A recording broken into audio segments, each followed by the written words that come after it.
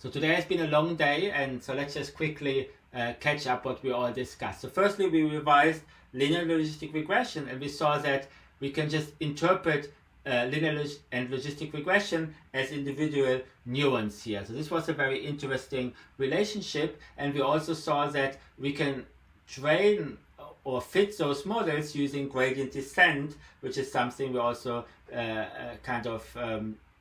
mentioned before. But today we actually pointed out that the gradient descent, the way how we compute the gradient, is just a simple form of the backpropagation algorithm. So even when just looking just at linear regression, logistic regression, we already understood quite some concepts from neural network. Now, to get to the actual networks, or better said, multi-layer feed-forward neural networks, all we did is kind of compose those different neurons into larger models there. And I've shown in some examples that the computations which are involved to train them to compute the gradient ends up in a lot of matrix multiplications, which can be easily vectorized, and this can be very efficiently done in something like TensorFlow. And in TensorFlow, you still have to define individual weight matrices and bias vectors kind of individually by hand, but if you then use further high-level wrappers such as Keras,